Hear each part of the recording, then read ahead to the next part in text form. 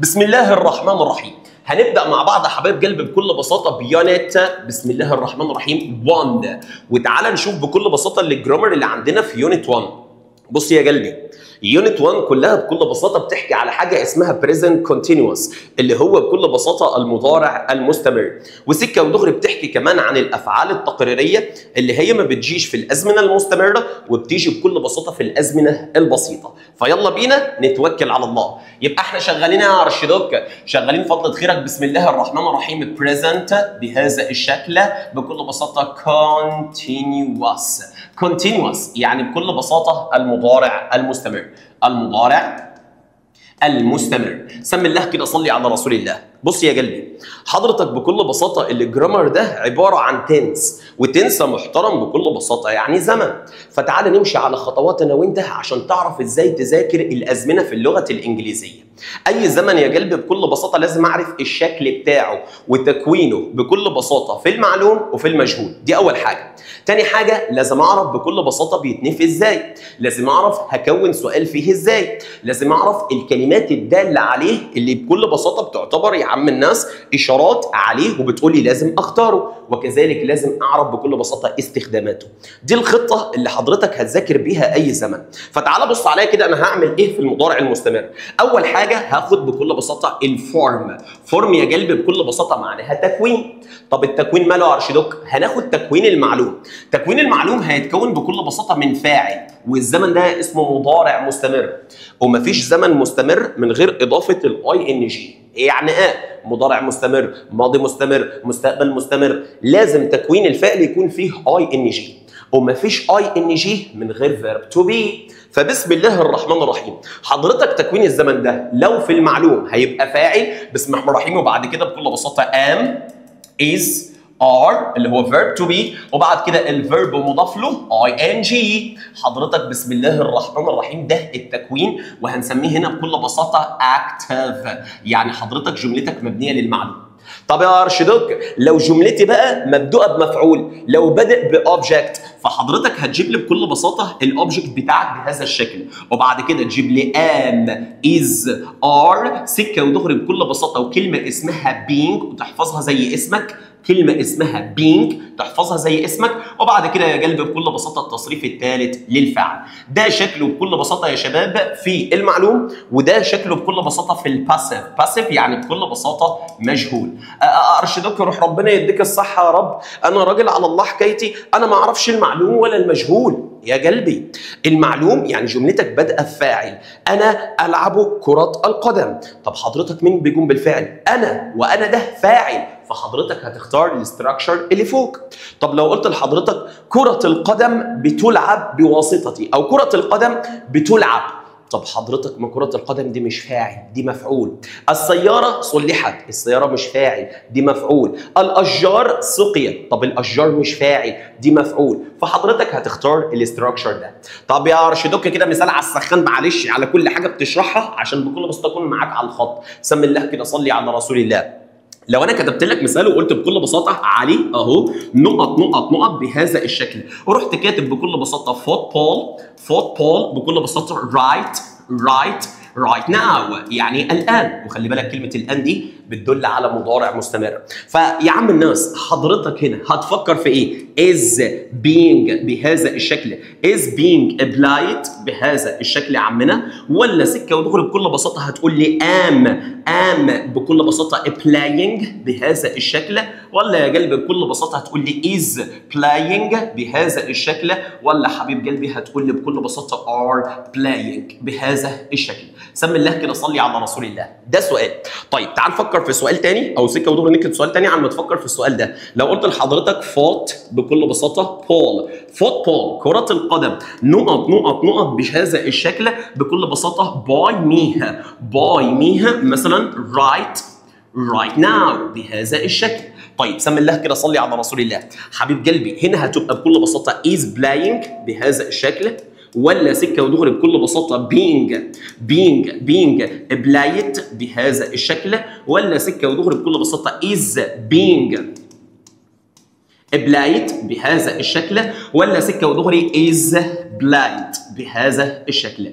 ادي يا قلبي بكل بساطه سؤالين وعاوزين نحلهم انا وانت على نقطه بكل بساطه الفورم اللي هي اول نقطه. طب انا يا ارشدوك هعمل ايه؟ علي نقط فوتبول رايت ناو. كلمه ناو دي هتقول لي انت مضارع مستمر. مضارع مستمر يعني ايه مضارع مستمر؟ امو ازو ار والفيرب مضاف له اي ان جي. امو ازو ار والفيرب مضاف له اي ان جي ده لو معلوم. اما بقى لو مجهول امو ازو ار بينج والتالت. امو ازو ار بينج والتالت. امو ازو ار بينج والتالت. طب انا هعرف ازاي اعمل ارشدوك؟ يا ليفا سكه ودغري امسك اول كلمه. علي ده بيلعب كوره ولا بتتلعب فيه كوره؟ لا مستر علي محترم بعد اذن حضرتك، علي بيلعب كوره. يبقى جملتك معلوم، فطالما معلوم استاذنك كلمه بينج دي تقول لك ان انت مجهول. طب ادي معلوم وادي معلوم وادي معلوم، هتصرف ازاي انا بقى؟ سم الله كده صلي على رسول الله. حضرتك بكل بساطه لو عندك اي فاي دي ما بتاخدش غير الام بهذا الشكل. لو عندك هي بالشكل ده اهو وشي بالشكل ده وات واسم مفرد فحضرتك هتفكر في از.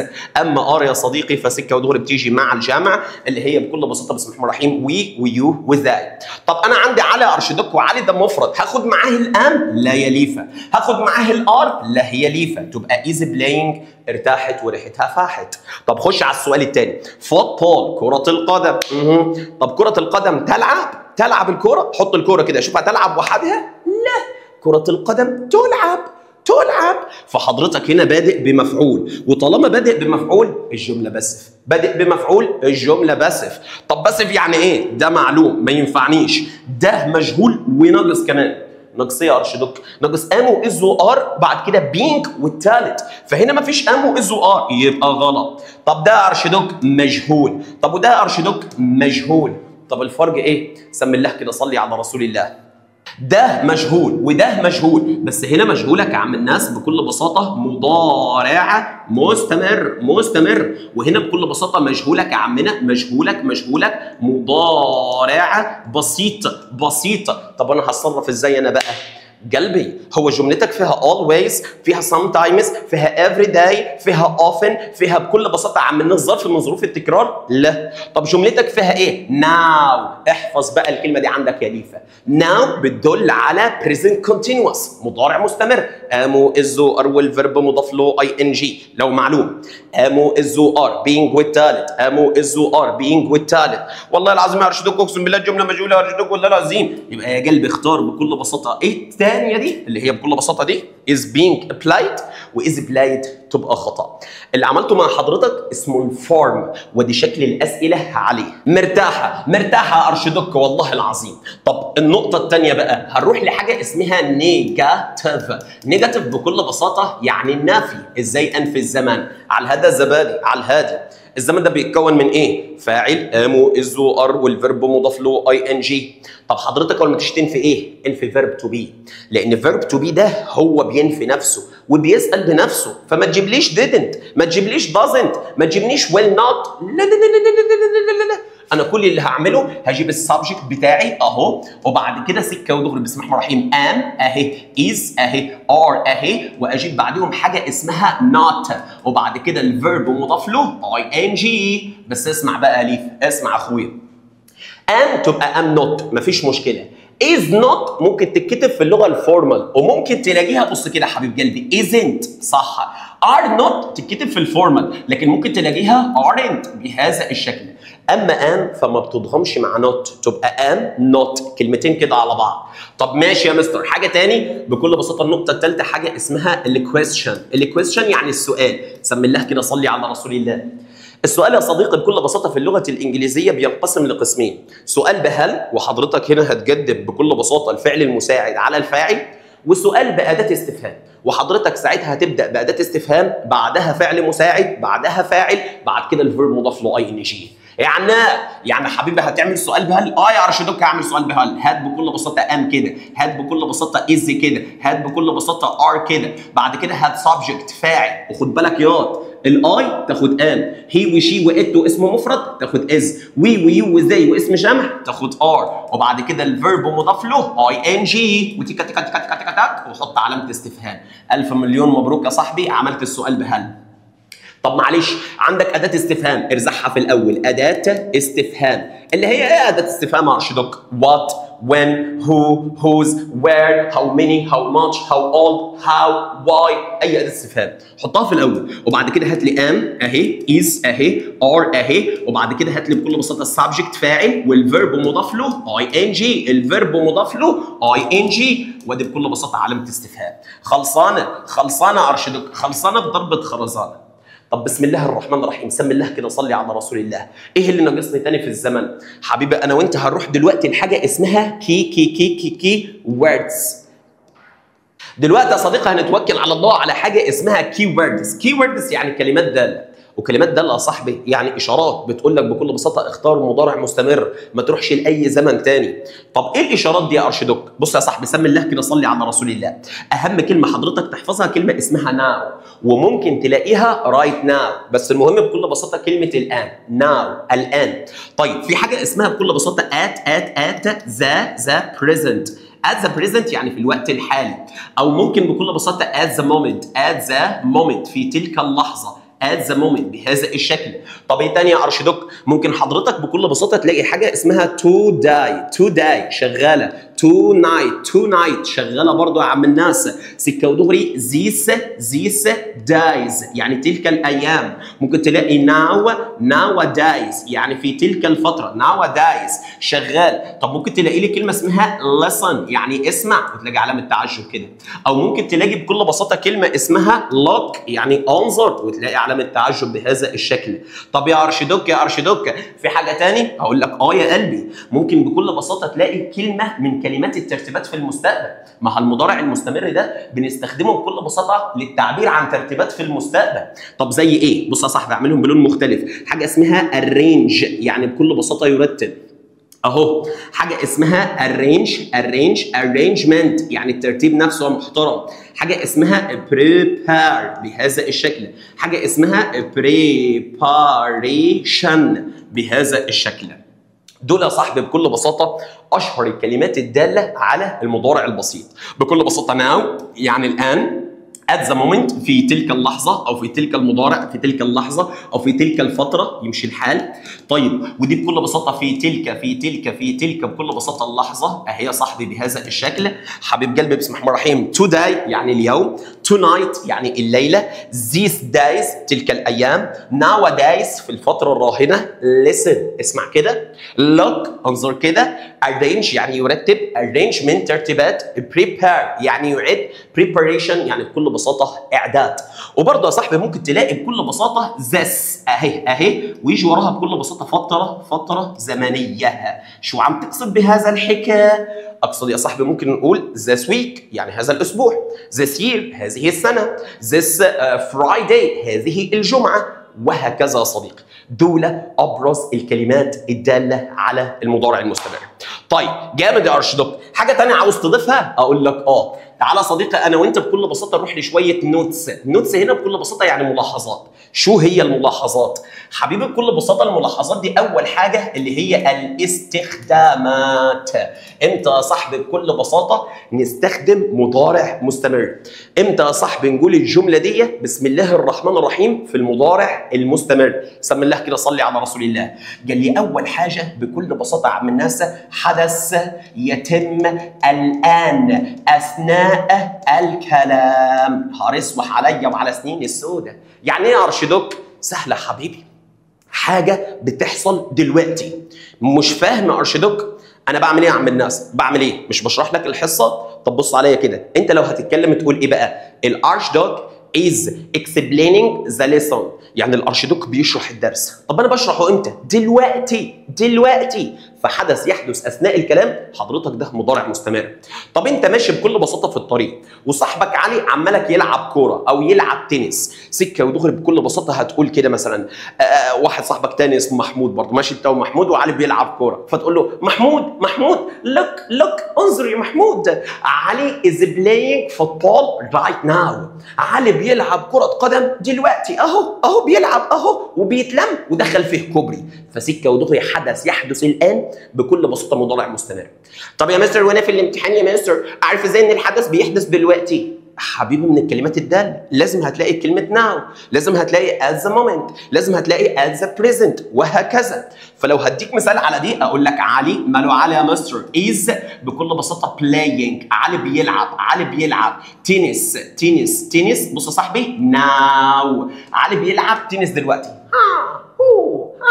هو شايفينه احنا اهو. طيب ماشي يا ارشدوك، خلاص عرفنا اول استخدام. طب الاستخدام الثاني، سم الله كده صلي على رسول الله. الاستخدام الثاني قال لي بسم الله الرحمن الرحيم حدث منع حدث اخر. يعني ايه؟ تعال نكتبها بس. حدث منع حدث اخر. يعني ايه؟ يعني يا عم الناس بكل بساطه حاجه منعت حاجه. مش فاهم. انا مش هروح النادي، مش هروح النادي، انا عندي مذاكره. طب يا قلبي يا قلبي بالراحه بس بالراحه، مش انت حضرتك ما رحتش النادي؟ ليه؟ عشان عندك مذاكره، فالمذاكره منعتك ان انت تروح النادي. مش فاهم. انا مش رايحه حنه عطيات، مش رايحه حنه عطيات، انا متخانقه مع تيسير. طب معلش يا حبيبه قلبي، مش انت ما رحتيش الحنه عشان متخانقه مع تيسير، فحاجه منعت حاجه. مش فاهمه. اقول لك انا يا صاحبي دي هتلاقيها في الامتحان مضارع بسيط منفي اللي بعدها مضارع مستمر مثبت. شو عم تقصد؟ امشيها بالقاعده دي. بص بص كده، مضارع مضارع مضارع بسيط بسيط منفي، اللي يجي بعده مضارع مضارع مستمر مستمر مثبت. ما فهماشي، انا ما فهماشي، انا ما فهماشي. اقول لك طب تعال ناخد مثال على الهاتف بالراحه. بسم الله الرحمن الرحيم، بسم الله الرحمن الرحيم، سم الله كده صلي على رسول الله.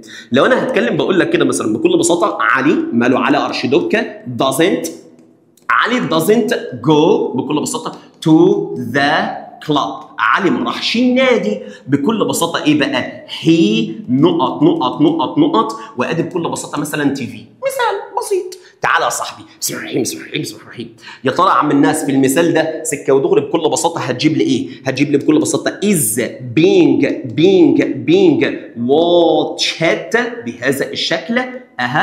ولا يا صاحبي هتجيب لي بكل بساطه is watching بهذا الشكل. ولا يا صاحبي بسم الله الرحمن الرحيم هتجيب لي isn't watching بهذا الشكل. ولا يا قلبي هتجيب لي بكل بساطه watching بهذا الشكل. ادي السؤال عليها يا صاحبي. انا هخش ازاي؟ زي السكر في الشاي على الهادي. علي doesn't go to the club. علي ما راحش النادي. علي ما راحش النادي. الجمله ايه؟ مضارع بسيط منفي. الناحيه الثانيه مضارع مستمر مثبت، مضارع مستمر مثبت. يعني ايه؟ يعني اطلع، يعني ما تطلعش نفيين بعد اذنك، دي منفيه والجمله فوق منفيه، ما فيش نفي بيجي مع نفي. حته كده في الانجليزي هاشتاج ارشدوك، ما فيش نفي مع نفي، جملتك منفيه ما تطلعش نفي. ماشي؟ ماشي. طب ارشدوك هنعمل ايه دلوقتي؟ مفيش زمن اسمه اي ان جي بس، الاي ان جي دي لازم قدامها فيرب تو بي، امو ازو ار، امو ازو ار، وبعد كده الفيرب مضاف له اي ان جي، الفيرب مضاف له اي ان جي، فسكه ودغري دي بره. طب ارشدوك از بينج واتشد ده مضارع مستمر بس مجهول. طب ودي از واتشنج ده مضارع مستمر بس معلوم. طب انا هحل ازاي؟ امسك الهي ده هو اللي بيشاهد التلفزيون ولا بيتشاهد فيه التلفزيون؟ لا والله العظيم يا مستر الهي ده بيشاهد التلفزيون، فاكيد دي فاعل يا مستر، اكيد دي فاعل. يبقى المجهول بره الليله وارتاحت وريحتها فاحت. النقطة دي اسمها ايه؟ حدث منع حدث آخر، حدث منع حدث آخر. طب تمام يا ارشدوك، تمام، روح ربنا يبارك لك يا رب. حاجة تانية يا ارشدوك اقول لحضرتك بسم الله الرحمن الرحيم، لا تعبير عن ترتيبات في المستقبل. بص يا صاحبي، اي حاجة حضرتك مرتب لها في المستقبل هتبقى بكل بساطة مضارع مستمر. طب يا ارشدوك وانا اعرفها ازاي؟ تعالى بص، احفظ الكلمة دي arrange، احفظ الكلمة دي arrangement، احفظ prepare، احفظ preparation، احفظ book هنا معناها يحجز، احفظ reserve يعني يحجز. بكل بساطة الحاجات دي بتدل على ترتيبات في المستقبل. طب تعال اديك مثال، اديني مثال يا ارشدوك، انا محتاج اخد مثال يا ارشدوك. تعال يا صاحبي، بسم الله الرحمن الرحيم، مثال اهو على الترتيبات في المستقبل. لو قلت بكل بساطه علي اهو، مفيش غير علي عندنا في الانجليش. علي بكل بساطه يا عم الناس بسم الله الرحمن الرحيم نقط، وادي بكل بساطه تو to باريس، الى باريس. حلو خالص. بكل بساطه وادي tomorrow، tomorrow عشان الخبطك انا، خلي بالك. بكل بساطه he arranged، هو رتب للموضوع ده. هتبقى ايه الاجابه بقى؟ بص يا ليفا، well travel ولا سكه ودغري بكل بساطه is being traveled ولا is traveling ولا سكه ودغري بكل بساطه traveling. اهو يا صاحبي بكل بساطه السؤال وعاوزين نحل. انا هعمل بص الغشيم ابو هطله هيخش يقول لك كده بسم الله الرحمن الرحيم، ايوه علي، ايوه تو باريس، ايوه باريس، امتى اروح فرنسا، امتى اروح باريس، اغنيه ويجز وتومورو، تومورو. يبقى انا هختار والانفينيتيف. اقول لك اقرا اخر السؤال، اقرا اخر السؤال. بكل بساطه علي نقط تو باريس تومورو هي ارينجد، في خازوق اسمه ارينجد، رتب. فطالما رتب مضارع مستمر، قاموا الزو ار الفيرب مضاف له اي ان جي. يعني ارينجد دي قالت لي انت عاوز مضارع مستمر، كلمه دل على المضارع المستمر. طب فين المستمر ده يا حبيبي ما يعملش مستمر، عاوز فيرب تو بي. ده مضارع مستمر، ده مضارع مستمر، ده مستقبل بسيط ما ينفعناش. كنت هختاره لو ما فيش كلمه هي ارينجد، لو ما فيش الكلمه دي كان ينفع عشان عندك تومورو. طب يا ارشدوك احنا هنعمل حبيبي قلنا اللي فيها بينج مجهول واللي ما فيهاش بينج معلوم. شوف علي هو اللي بيسافر ولا بيتسافر فيه؟ لا والله العظيم يا مستر محمد علي محترم اقسم بالله، هو اللي بيسافر وهو الفاعل. ارتاحت وريحتها فاحت. طيب خلاص يا ارشدوك بعد اذن حضرتك انا بكل بساطه الدنيا تمام والحمد لله الامور بكل بساطه زي الفل. في حاجه ثانيه يا ارشدوك عاوز تضيفها في المضارع المستمر؟ اقول لك سمي الله كده صلي على رسول الله. انا قلت لحضرتك ايه؟ تمام. قلت لحضرتك بكل بساطه حدث يتم اثناء الكلام مضارع مستمر. قلت لحضرتك حدث منع حدث اخر مضارع مستمر. قلت لحضرتك للتعبير عن ترتيبات في المستقبل مضارع مستمر. حلو قوي. في شويه حاجات كده استخدامات بكل بساطه زي وصف الصور، التنبؤ بكل بساطه بالحاجات اللي هتحصل بالمستقبل، كل ده مضارع مستمر بس افكارها بسيطه، بس يعتبر سكه ودغري بكل بساطه اتقل الافكار واللي هتيجي بكثره هم اللي بقولهم لحضرتك دول. حدث يتم اثناء الكلام، حدث منع حدث اخر، وكذلك بكل بساطه الترتيب عن او التعبير عن ترتيبات في المستقبل. طيب حبيبي دول بكل بساطه ابرز استخدامات المضارع المستمر. حدث يتم اثناء الكلام، حدث منع حدث اخر، التعبير عن ترتيبات في المستقبل. وزود معانا زي بعض حبايب قلبي خليتها للاخر حاجه بكل بساطه للتعبير. بص كده يا قلبي عن الضيق بكل بساطه والانزعاج. يعني ايه يا ارشدوك التعبير عن الضيق والانزعاج؟ يعني حضرتك يوم ما تتعصب بكل بساطه في الانجليزي استخدم مضارع مستمر. طب يا ارشدوك ليها تركيبه معينه؟ اقول لك استاذن حضرتك كده بكل بساطه يعني نحاول نكتبها هنا ان شاء الله. ماشي هتيجي معانا ماشي. بص يا صاحبي حضرتك بكل بساطه هتعمل هتجيب بكل بساطه فاعل في هذا الشكل، وتجيب لي بكل بساطه عم الناس اهو او اس اهي او ار بهذا الشكل، وتجيب لي كلمه من الاثنين دول. ايه الكلمتين دول؟ حاجه اسمها always اهي او حاجه اسمها constantly always او constantly. وسكه ودغري يا قلبي بسم الله الرحمن الرحيم. همسح دي خلاص انا كده. بسم الله الرحمن الرحيم وبعدها الفيرب مضاف له ing. يعني ايه يا ارشدوك؟ يعني حبيب قلبي بكل بساطه التركيبه دي بتعبر عن الضيق والانزعاج. يبقى فاعل ام از ار always وكونستانتلي والفيرب مضاف له ing. دي مهمه خالص برضه يا حبايب. تعالى كده يا صاحبي بكل بساطه يعني ناخد مثال عشان نفهم اكتر. بص يا كبير دخلت الامتحان بكل بساطه بيقول لي ايه؟ بيقول لي بكل بساطه علي اهو بهذا الشكل. علي السؤال بكل بساطه عم هذا الشكل، ورحت كده عملت فاصله. الفاصله دي بكل بساطه بتعبر لك ان ده اسلوب نداء. انا كده بكلم علي فهقول له ايه بقى؟ يو يعني انت. انا بخاطب علي اهو. يو نقط بهذا الشكل، ورحت كاتب بكل بساطه عم الناس using my phone. using my phone انت بتستخدم بكل بساطه التليفون بتاعي. بكل بساطه that's annoyed. ده امر بكل بساطه annoyed يعني بكل بساطه امر بيضايق بهذا الشكل. اهي كفتنا اهي. بسم الله الرحمن الرحيم. حضرتك بقى هتختار لي ايه؟ سمي الله كده صلي على رسول الله. هتجيب لي بكل بساطه always اهي بالشكل ده always وسكه ودغري يجيب لي مثلا ار بهذا الشكل، ولا هتجيب لي بكل بساطه يا عم الناس از بكل بساطه always always always بهذا الشكل، ولا يا عمنا هتجيب لي بكل بساطه ار always always بهذا الشكل، ولا سكه ودغري بكل بساطه am always بهذا الشكل. سمي الله كده، صلي على رسول الله. ادي عمنا بكل بساطه شكل السؤال. علي وعامل لي فاصله you not using my phone that's a night. يا علي هو انت على طول بتستخدم موبايلي؟ بص كده، ده امر يضايق، دي حاجه تجرف يا جدع، انا هنا متعصب، انا هنا متضايق، واللي يدللك على ان انت متضايق كلمه النايت، ان انت بكل بساطه منزعج. طب انا همشي ازاي؟ فاعل ام از ار اولويز او كونستانتلي، وبعد كده الفيرب مضاف له اي ان جي.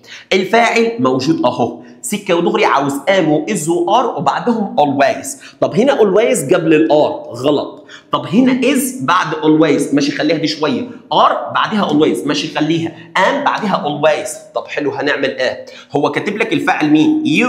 طب ما يو ما بتاخدش الاز، يو بتاخد الار وما بتاخدش بكل بساطه الان.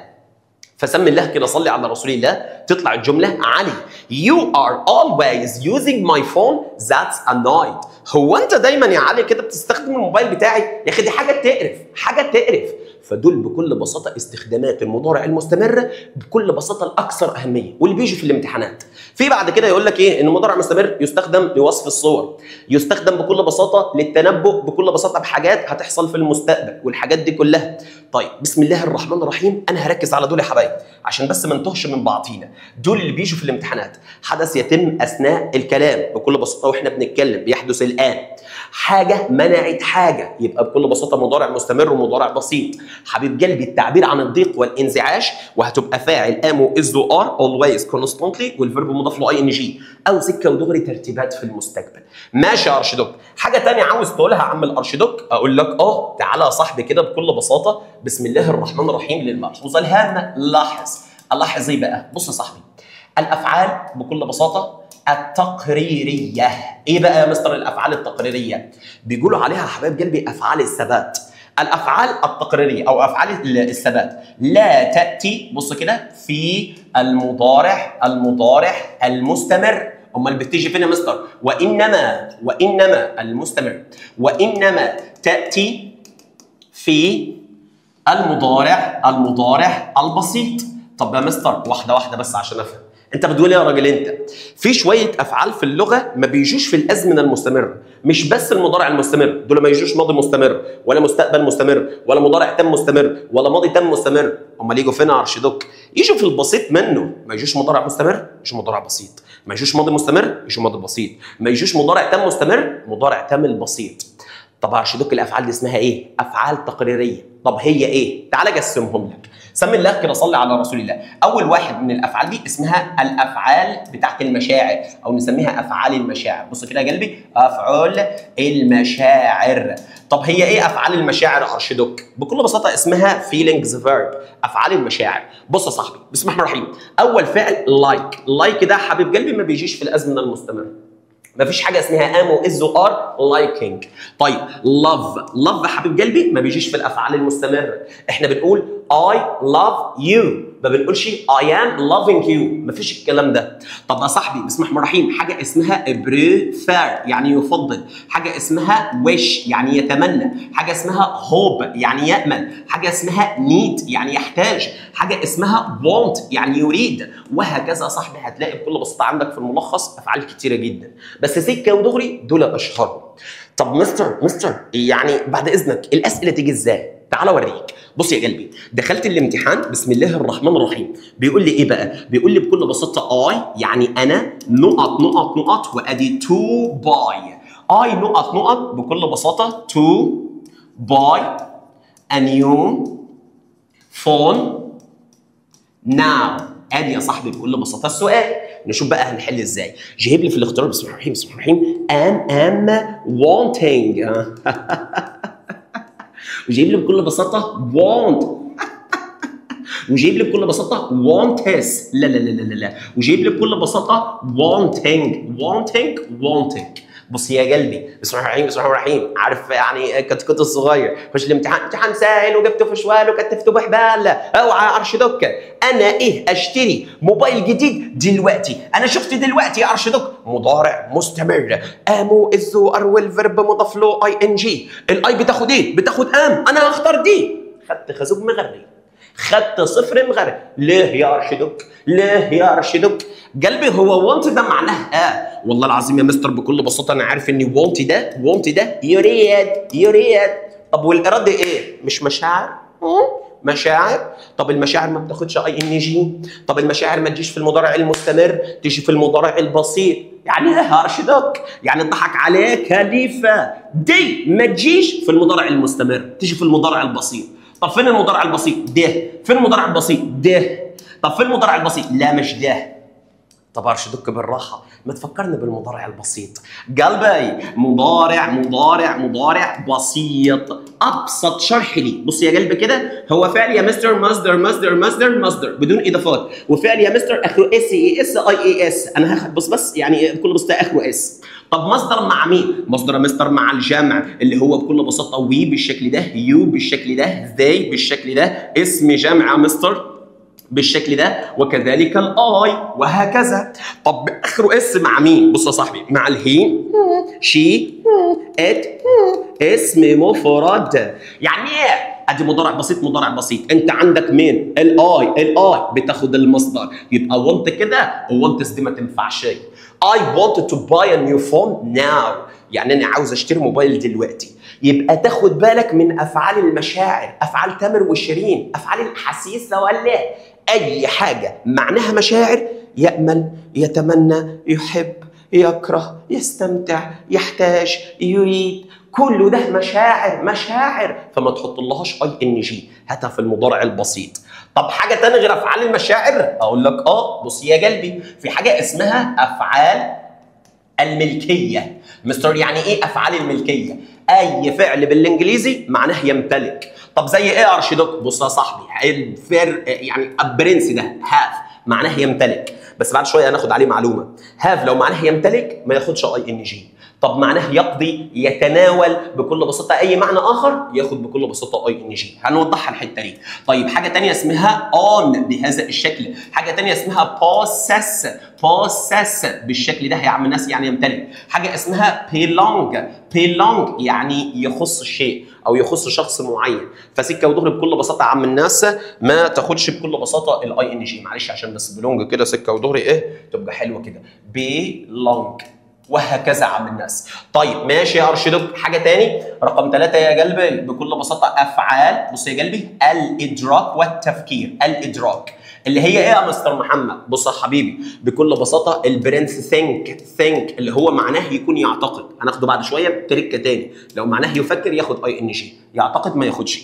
طيب فعل تاني اسمه بكل بساطه believe بهذا الشكل. فعل بكل بساطه اسمه understand. فعل بكل بساطة اسمه know يعني يعرف. فعل بكل بساطة عم الناس اسمه realize يعني يدرك وهكذا. طب حبيبي رقم 4 قال لي بكل بساطة أفعال الحواس، برضو اسمها أفعال ثبات. يعني إيه أفعال الحواس يا أرشدك؟ بسم الله الرحمن الرحيم سي وهناخد ليه تركة بعد شوية. بكل بساطة بسم الله الرحمن الرحيم hear يعني يسمع. بسم الله الرحمن الرحيم taste بس يكون معناه يعطي مذاقة. smell بس يكون معناه بكل بساطة يعطي رائحة. بكل بساطة feel وهكذا يا عم الناس. طيب رقم 5 بسم الله الرحمن الرحيم تاني يا ارشدك قال لي بكل بساطه افعال الحاله. شو هي الافعال الحاله؟ افعال الحاله يا قلبي زي verb to be بس يكون معناه يكون. لو معناه يكون ما ياخدش اي ان جي، يتصرف ياخد اي ان جي. وهقول لك الفرق سكه ودغري. بسم الله الرحمن الرحيم فعل اسمه سيم ما ياخدش ابدا. فعل بكل بساطه عم الناس اسمه مين ما ياخدش ابدا. فعل بكل بساطه اسمه لك بس يبقى معناه يبدو. وخلي بالك الافعال دي كلها عم الناس بيجي وراها صفه. تمام، بيجي وراها صفه، يمشي الحال. طب سكه ودغري في حاجه ثانيه اعمل ارشيدوك رقم 6 بقى، سمي الله صلي على رسول الله. افعال بكل بساطه القياس. هي ايه افعال القياس ده ارشيدوك؟ بص يا قلبي، عند حضرتك فعل اسمه ميجر، ميجر يعني يقيس، وده خد بالك هناخده بعد شويه هنقول فيه تريك. لو هو الشخص بيقيس ياخد اي ان جي. طب الحاجه يبلغ مقاسها فما تاخدش اي ان جي، يعني مثلا اقول لك الغرفه يبلغ مقاسها 35 متر مثلا، في كده ما تاخدش الاي ان جي. هنوضح الكلام ده بالتفصيل.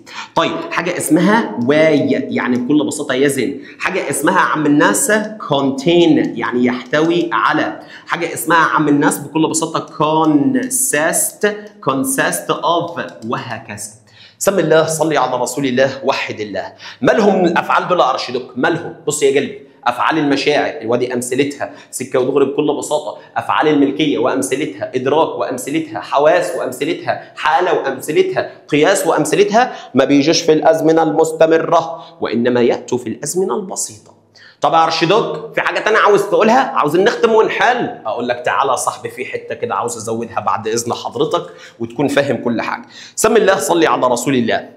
عندنا شويه افعال اسمهم كومسي كومسا، يعني حبه كده وحبه كده، مره فوق ومره تحت، مره يبقوا افعال حاله وما ياخدوش اي ان جي، ومره ثانيه يبقوا بمعاني مختلفه وياخدوا اي ان جي.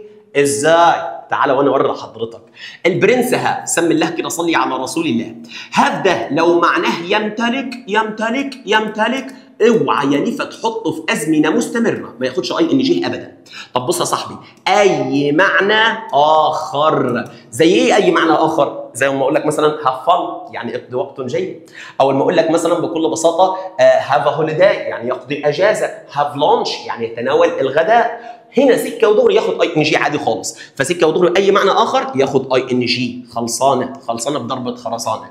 طب ايه تاني يا ارشيدوك؟ المعلم سي، كل الناس عارفه ان سي معناه يرى، لو هو معناه يرى بسم الله الرحمن الرحيم ما يجيش في الازمنه المستمره، ما ينفعناش. طب يا ارشيدوك لو كان معناه بكل بساطه يزور او يقابل ساعتها ياخد اي ان جي. طب ازاي يا ارشيدوك سي يبقى معناه يزور او يقابل؟ بص يا قلبي، سكه ودغري لو انا قلت كده مثلا انا ايه بكل بساطه الدكتور على اساس بكل بساطه يفحص المرض بتاعي، يبقى انا بكل بساطه I am seeing، انا هجابل الدكتور، انا هزور الدكتور، فهنا ياخد اي ان جي. طيب لو انا قلت لك بكل بساطه انا ايه طائر في السماء، طائر في السماء يبقى انا هرى طائر في السماء، فساعتها اقول I see a bird in the sky، يعني انا شايف طائر في السماء، كده يمشي الحال. طب ماشي سكه ودغري حاجه ثانيه عم الارشيدوك عاوز تقولها؟ اقول لك البرنس لك. بص يا قلبي، لك كده لو معناه يبدو ما ياخدش اي ان جي، وعلى فكره يا قلبي هو هيبقى معناه يبدو لو جه وراه صفه، طب معناه بكل بساطه مثلا يبحث عن، معناه بكل بساطه ينظر الى، ياخد اي ان جي عادي خالص. طب ارشيدوك امتى يكون معناه يبحث عن؟ سكه ودغري لو جيت وراه فور، لوك فور يبحث عن، فساعتها تبقى لوكينج فور عادي ما فيش اي مشكله. طب ينظر الى لو جيت وراه بكل بساطه بهذا الشكل. طب يا مستر حاجه ثاني؟ سمي الله كده صلي على رسول الله. البرنس بكل بساطه ثينك، ماله ثينك يا مستر؟ بص يا حبيب قلبي، لو هو معناه يعتقد ايه اللي هيحصل يا ارشيدوك؟ اوعى بكل بساطه تحط له اي ان جي على جثته وقصه شامبو، ما ياخدش اي ان جي. طب لو هو معناه يفكر ياخد اي ان جي. طب امتى يكون معناه يفكر؟ لو لقيت وراه اوف، لو لقيت وراه اباوت، دي تريكات عمك الارشيدوك. لو لقيت وراه اوف اور اباوت يبقى ثينك هنا معناها يفكر فيه، وادي فيه اهو. اما يعتقد فما بتاخدش بكل بساطه الاي ان جي. طب يا ارشيدوك في حاجه ثانيه؟ اقول لك تعالى تعالى بسم الله الرحمن الرحيم. بص يا صاحبي، عندنا حاجه اسمها تيست بهذا الشكل، وعندنا حاجه اسمها سمال بهذا الشكل، وعندنا حاجه اسمها واي يعني يزن بهذا الشكل، وعندنا حاجه اسمها ميجر بهذا الشكل يعني يقيس. بص هلمهم لك كلهم مره واحده. بص يا صاحبي، المدرسين تقول لك سم الله كده صلي على رسول الله. تيست ده يعطي مذاق ما ياخدش اي ان جي، يتذوق ياخد اي ان جي. طب سمل يعطي رائحه ما ياخدش اي ان جي. طب يشم ياخد اي ان جي. وي ده بكل بساطه يبلغ وزنه ما ياخدش اي ان جي. طب يزن ياخد اي ان جي. ميجر يبلغ مقاسه ما ياخدش اي ان جي. ميجر يقيس ياخد اي ان جي. طب ما تيجي المهم لك كده في تركه حلوه. بص الافعال دول عشان نكسب وقت لو قدامهم فاعل بكل بساطه عاقل عادي ياخدوا اي ان جي والدنيا زبادي في الخلاط. طب لو قدامهم مفعول غير عاقل يحصل ايه يا ارشدك؟ اوعى تديهم اي ان جي. ما فهمها شيء ودول 4 افعال ولممهم لي ما فهمها شيء. اقول لك طب تعالى افهمها لك. سمي الله كده صلي على رسول الله. بسم الله الرحمن الرحيم بسم الله الرحمن الرحيم بسم الله الرحمن الرحيم. اول ما اجي اقول لحضرتك ذا فود. ذا فود الطعام. ماله الطعام يا مستر؟ نقط ودي كلمه نايس. سكه ودغري على الهادي على الهادي يا عم الناس. تبقى از بكل بساطه تينج ولا تاس ولا تيست ولا بكل بساطه تينج. فكر في السؤال ده. طب تعالى اكتب لك هنا سؤال حلو خالص ولا اكتبه فوق اهو. بص كده يا صاحبي. بص صاحبي علي ماله علي؟ نقط سكه ودغري بكل بساطه ذا فود ناو. بص هتبقى بسم الله الرحمن الرحيم بسم الله الرحمن الرحيم. هتبقى تستس بالليمون ولا بحب طلع مجنون. تستس ولا سكه ودغري بكل بساطه تيست ولا از تيستينج ولا سكه ودغري بسم الله الرحمن الرحيم بسم الله الرحمن الرحيم. ادي تيستد خليناها ماضي. بص كده سمي الله صلي على رسول الله. نمسكهم سؤال. المفروض ان المدرس يقول لك ايه يا ابني؟ تست ده على حسب معناه يا ابني. لو معناه يعطي مذاق ساعتها يا ابني ما بياخدش اي ان جي. لو معناه يتذوق ياخد اي ان جي. انا ما قلتش كده. انا قلت لك تيست والافعال دي كلها لو قدامها فاعل عاقل اديها عادي اي ان جي. لو قدامها مفعول غير عاقل ما تديهاش اي ان جي. فبص كده ذا فود الطعام مفعول غير عاقل. الطعام مش بيعمل حاجه ده بتتعمل فيه الحاجه. فسكه ودغري بسم الله الرحمن الرحيم هنا الاي ان جي ممنوعه تماما. فتروح كده بالراحه بسم الله الرحمن الرحيم غلط بسم الله الرحمن الرحيم غلط. طب معايا تستس والتست تروح عامل ايه؟ ده مضارع بسيط ده مع المفرد وده مع الجمع. طب الطعام انكانتبل ناون اسم لا يعد. المأكولات والمشروبات تعامل معامله المفرد. طب تعامل معامله المفرد يعني اعمل اختار تستس بالليمون ولا بحب طلع مجنون. تستس حلوه الكلمه والله تستس. طيب اطلع فوق. ادي نفس الفعل اهو تيست بس قدامه علي. هو معقول علي يعطي مذاق؟ يعني انا هروح لعلي واروح لاحسه كده عم الناس واقول لك مذاقه حلو؟ لا. علي يتذوق وعلي فاعل عاقل. فلو فاعل عاقل ياخدوا اي ان جي بكل بساطه بشرط تكون في كلمه داله على زمن مستمر. يعني البسيط ده بره التستنج هي الصح والماضي ده ما ينفعناش. مرتاحه. سمي الله صلي على رسول الله. حبيب قلبي دي الوحده الاولى. طب احنا ناقصنا ايه دلوقتي؟ تعال نروح نحل على الوحده الاولى ونظبط لنا بكل بساطه كده الدنيا ونشوف الامور رايحه فين وجايه منين بكل بساطه بامثله والامثله هتفهمك اكتر. جاهز؟ يلا بينا على ملخصنا. عزيزي افتح ملخصك كده عم الناس هتلاقي بكل بساطه الجرامر صفحه رقم 11. بكل بساطه عم الناس حاجه منسقه اهي بسم الله ما شاء الله. حبيبي انت بكل بساطه لو طالب من سوهاج فحضرتك الدنيا مرتاحه يعني. لو طالب من اسيوط الدنيا مرتاحه. دي الافعال يا حبيب قلبي اهي اللي احنا قلناها اللي هي بكل بساطه الافعال التقريريه او افعال بكل بساطه عم الناس الحاله او افعال الثبات. دول بكل بساطه ما بياخدوش الازمنه المستمره الا بعض الافعال ممكن تاخد ممكن تاخدش على حسب بكل بساطه معناها. طيب تعالى يا صاحبي انا وانت كده بكل بساطه نحل شويه الاسئله الحلوين دول. سمي الله كده صلي على رسول الله. يلا يا ارشدك خش هتجيبك. بكل بساطه turn the TV off. اقفل التلفزيون. no one not at. عاوز اقول مفيش حد بيشاهده. no one دي بكل بساطه خد بالك جمله منفيه فاوعى يا ليفا تطلع نفي مع نفي. نو هنا نفي فبسم الله الرحمن الرحيم دي غلط اهي. اول حاجه isn't watching دي بكل بساطه ما تنفعش. طب ارشدك احنا هنعمل ايه؟ ده حدث يحدث الان اثناء الكلام. بكلم واحد وبقول له اطفي التلفزيون يا حبيبي دلوقتي. اطفي يابا مفيش حد بيشاهده. يعني ايه ارشدك؟ يعني مضارع بسيط بكل بساطه ما تنفعناش يا عمنا. مضارع مستمر is watching صح ودي بكل بساطه ماضي ما تلزمناش. طب خلصانه ارشدك حاجه ثاني. خش على السؤال الثاني. where is ندى؟ اين تكون ندى؟ she not a tennis match. هي ايه تنس ماتش؟ هي هي بتلعب تنس ماتش، بتلعب دلوقتي تنس ماتش. طب يا حبيبي دي ماضي بكل بساطه، ما فيش كلمه داله على الماضي. الشي تاخد از بلاينج مرتاحه، ده مضارع تام ما عندناش في المنهج، ودي بكل بساطه مضارع بسيط ما تنفعناش. most scientists معظم العلماء that the world is getting hotter. بص ده التنبؤ بقى يا عم الناس، يعني عاوز اقول لك معظم العلماء يعتقدون ان سكه ودغري الجو هيبقى بكل بساطه اكثر حراره، حاجات كده هتحصل في المستقبل. طب بالراحه، انا عارفك غشيم، هتخش على are believing. يا غشيم يا غشيم، فعل اسمه believe ده لا ياتي في الازمنه المستمره. يعني اوعى تحط له اي ان جي. بليف معناها يعتقد، اوعى تحط له اي ان جي. فسكه ودغري بكل بساطه دي بره الليله، هتبقى بليف ولا ار بليفد. ده مضارع بسيط وده مضارع بسيط، بس ده معلوم وده مجهول. طب ما هم سكه ودغري العلماء هم اللي بيعتقدوا، يعني دي فاعل فاعل يا مستر يبقى بليف، اما ار بليفد فيه تبقى غلط. طيب ماشي، تعال بص كده سؤال رقم 4. لوك وعلامه تعجب، انت هنا مضارع مستمر، انت هنا مضارع مستمر. How fast that lorry نقط. طب يا مستر مضارع مستمر يبقى ام واز وار والفيرب مضاف له اي ان جي، تبقى is going بهذا الشكل. مريم is busy at the moment. at the moment دي كلمه داله على المضارع المستمر.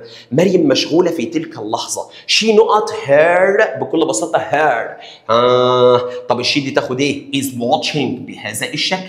طيب سكه ودغري I like reading، انا بحب بكل بساطه القراءه، بكل بساطه science fiction stories القصص الخيال العلمي. but my brother ولكن بكل بساطه اخواتي نقط sport. اوعى تتلخبط بالله عليك وسكه ودغري تختار are liking، ولا like دي ما بتاخدش اي ان جي. فعل مشاعر، الحب يا محي، فسكه ودغري تبقى بره الليله. عندي like، عندي likes، عندي has liked، دي مضارع تم ما تلزمناش.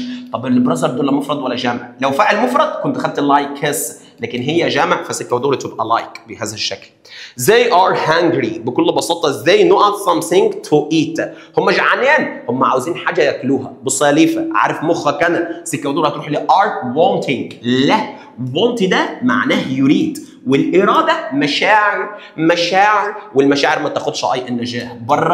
بره سكه ودغري بكل بساطه زي مفرد ولا جامع؟ جامعه مستر، خد لي فعل مصدر. طب لو كانت مفرد كنت خدت بونتس. ماشي يا مستر. سكه ودغري عاوز تقول حاجه ثاني؟ تعال نحل كام سؤال كده بعد اذن حضرتك، ولا اقول لحضرتك على حاجه؟ بسم الله الرحمن الرحيم. تعال ادربك على ري رايت، يعني الافكار بكل بساطه احنا كلها وضحناها والدنيا بكل بساطه تمام. تعال نروح بكل بساطه نحل ري رايت عشان بس وقت الفيديو بس ما يقفش مننا اهو. تعالى يا صاحبي نشوف الري رايت ده. سمي الله، صلي على رسول الله، وحد الله. بص يا صاحبي، شويه اسئله ري رايت كده عشان وقت بس الفيديو ما يطيرش مننا، وسكه ودغري لو انت في السنتر انا داعك لك كل الافكار عم الناس. بسم الله الرحمن الرحيم. احمد is in the middle of the chess game now. وعاوزني بكل بساطه استخدم كلمه بلايك. سمي الله، صلي على رسول الله، وحد الله. تعالى افهمك الري رايت. بص يا صاحبي، الري رايت بيجيب لحضرتك جمله وعاوز حضرتك سكه ودغري كلمه بين قوسين تدخلها على الجمله دي. يعني ايه يا مستر محمد مش فاهم؟ يعني انا كلمه بلاينج دي ايه؟ والله فيرب مضاف له اي ان جي. طب ايه القاعده اللي بتجيب لك الفيرب مضاف له اي ان جي؟ يا مستر افتكرتها، ده مضارع بسيط، يعني هتبقى فاعل كده يا مستر لو الجمله معلوم، وام يا مستر كده، واز يا مستر كده، وار يا مستر كده، والفيرب مضاف له اي ان جي. المفروض تبقى كده يا مستر. صح، حلو قوي. طيب انا عاوز ايه من الجمله دي؟ عاوز فاعل او ام واز وار والفيرب مضاف له اي ان جي اللي هي كلمه بلاينج. طب تعالى نترجم الجمله. احمد يكون في منتصف لعبه الشطرنج الان. ناو دي بتقول لك احنا كمان عاوزين مضارع مستمر. طب انا عاوز اقول ايه؟ عاوز اقول احمد يلعب شطرنج الان. احمد يلعب شطرنج الان. اعملها ازاي؟ بص، احمد تنزل اهي، ده الفاعل اهي، بعد الفاعل ام از وار والفيرب مضاف له اي ان جي. احمد ده ياخد از اها، الفيرب مضاف له اي ان جي اللي هو بلاينج اها. طب احمد بيلعب ايه؟ بكل بساطه تشيس، شطرنج بكل بساطه جيم وادي كلمه ناو. مستر هو انت شلتك ان ذا ميدل اوف؟ اشيلها، يعني دي معناها في منتصف اللعب. لا انا مش عاوزها، ما انا مش لازم انزل بكل بساطه جمله تيبيكال، انا هعمل جمله باستخدام الكلمه اللي هو عاملها لي او اللي هو جايبها لي واكونها وتديني معنى مقبول. احمد يلعب شطرنج الان، يعني سكه ودغري معناها ان هو في منتصف اللعب الان، بحدث بيتم الان اثناء الكلام. وهكذا. سؤال رقم 2 The time of my birthday party is next Friday. بص يا صاحبي، الوقت بكل بساطه بتاع حفله عيد ميلادي ده هيكون الجمعه الجايه. Everything is okay. كل حاجه على ما يرام. وعاوزنا نستخدم وين. طب اكون جمله ودي هتبقى فاعل، بعد كده قاموا از وار، بعد كده بكل بساطه هقول هنقيم حفله او هنعمل حفله بكل بساطه عم الناس الجمعه اللي جايه. طب هعملها ازاي؟ ابدا بالفاعل ادي وي اهي، بعد كده الوي تاخد ايه؟ ار بهذا الشكل. طب عاوز فيرب مضاف له اي ان جي، هجيب حاجه اسمها having بكل بساطه بالشكل ده. we are having بكل بساطه my birthday بكل بساطه birthday party، يعني هنقيم حفله عيد ميلادنا بكل بساطه next Friday بهكذا عم الناس او بهذا الشكل. طب ماشي يا ارشدوك، يعني انت عملت الجمله من دماغك، احنا هنعمل حفله، هنقيم حفله الجمعه اللي جايه بالظبط كده. طيب she is too busy، هي مشغوله جدا to talk right now، ان تتحدث الان. she is in a meeting، هي في اجتماع، وجيب لي having. طب يا صاحبي انا هقول هي في اجتماع ولذلك هي مشغوله جدا. يعني ايه يا ارشدوك؟ يعني يا عم الناس انا عاوز فاعل من دول، فاعل هنا هتبقى شي اها، وهات لي بكل بساطه مع شي از اها، وسكه ودغري فيرب مضاف له اي ان جي تبقى هافينج ا ميتنج، يعني سكه ودغري هي عندها اجتماع دلوقتي يا عم الناس، او تقيم اجتماع دلوقتي. شي از هافينج ا ميتنج بكل بساطه اروح قايل له بكل بساطه شي بكل بساطه از، واجيب الجمله اللي هي من قدام دي بكل بساطه تو بيزي بهذا الشكل. طب يمشي الحال. تعالى يا صاحبي السؤال رقم 4. Our arrangement يعني ترتيباتنا is to buy a new car next month، ان احنا نشتري بكل بساطه يا عم الناس عربيه جديده next month الشهر اللي جاي، وجايب لي ويا محترم. طب انا هعمل ايه يا ارشدوك؟ هقول احنا بنخطط ان احنا نشتري سياره بكل بساطه يا عم الناس الشهر اللي جاي. هبدا بالفاعل اللي هو وي اها، وي تاخد ايه؟ تاخد ار يا صاحبي بالشكل ده اها. طيب عاوز الفعل من الجمله دي، الفعل بكل بساطه وي ار باينج احنا سوف نشتري او احنا هنشتري بقى a new car عربيه جديده بكل بساطه يا عم الناس next month بهذا الشكل. خلصانه بشياكه. طيب تحت بقى the chef is in the kitchen right now preparing our meal. الراجل الطباخ ده في المطبخ دلوقتي وبيعد الوجبه، وجايب لي كلمه cooking يعني يطبخ. طب انا هعمل ايه؟ هقول ان بكل بساطه الطباخ ده يطبخ بكل بساطه في المطبخ الان. هعملها ازاي؟ ادي الفاعل ذا بكل بساطه شاف بهذا الشكل. حلو قوي، ده مفرد ياخد is بهذا الشكل. هات لي الفعل عندك cooking اهو اللي هو المضارع المستمر. The chef is cooking بكل بساطة in the بكل بساطة kitchen بكل بساطة عم الناس، وادي بكل بساطة right now أو now بالشكل ده. خلصانة بالشياكة يا عبد الحضرة. ده سؤال الري رايت على يونت بكل بساطة 1.